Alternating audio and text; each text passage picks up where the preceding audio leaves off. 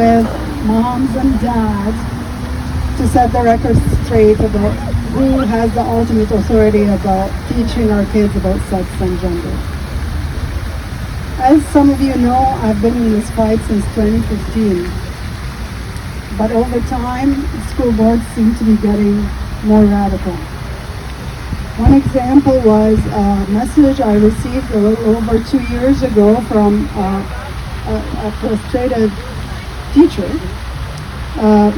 The letter was regarding instructions received from the board to teachers and staff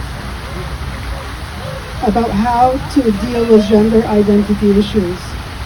The instructions said, a student's gender identity is private and confidential information and must be safeguarded appropriately. Staff will discuss and receive consent from the student prior to any disclosure of student's gender identity to the student's parents, guardian, or caregiver. They will restrict any discussion about the student's gender identity and or gender expression with other students, staff, parents, guardians, caregivers, or other school community members.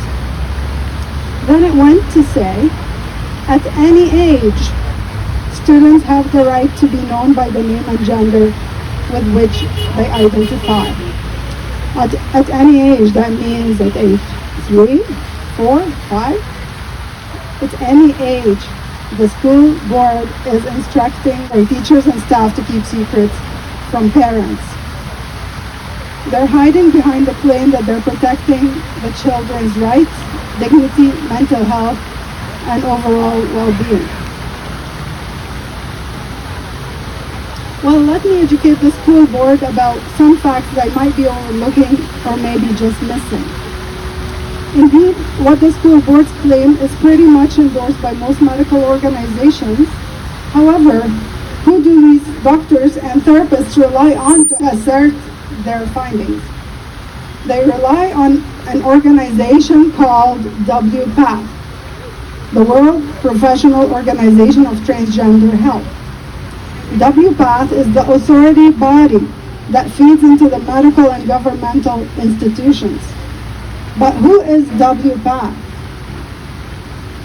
Investigative journalist Michael Schellenberger managed to acquire some documentation and videos from the board meetings of this organization. What he discovered was shocking. WPATH presents itself as a professional medical authority on the issue of transgenderism. However, they proved to neither be professional nor medical. Firstly, the organization admits that neither parents nor children understand the implications of the decisions they make when transitioning. They don't understand the lifelong wounds, treatments, sterilization, or loss of sexual function. In one of the videos, the so-called experts were saying that the kids don't understand how these interventions affect their reproductive health or their sexual function. What are we gonna do? How does this go for informed consent or do no harm? Secondly, WPATH claims that long-term data is not available. As such, they can't tell you the long-term impact on children and assume that success happens now. That claim is proven wrong as the cases of detransitioning are skyrocketing. Suicidal rates and serious regrets are higher in transition kids than in regular kids. And there are now multiple studies demonstrating this. So where does this leave us? The world is waking up to an epidemic of child mutilation, devastation, and regrets.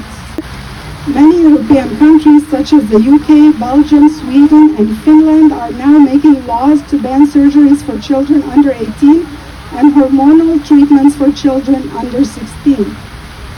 Even here in Canada, premiers such as Blaine Higgs of New Brunswick, Scott Moore of Saskatchewan, and Danielle Smith of Alberta have all taken steps to end this madness and to protect children from premature surgical and hormonal interventions in their respective provinces. But where is Ontario? Ontario needs to toughen up and join the big boys league. We now call upon Premier Doug Ford to follow the lead of these brave premiers and ban puberty blockers, hormone therapy, and surgical intervention for children under 18. The school boards have a role to play, but the buck stops with the Ministry of Education and Premier Doug Ford. So I urge you all to email both Minister Jill Dunlop and the Premier Doug Ford and tell them both that it's time to do the right thing. Thank you very much.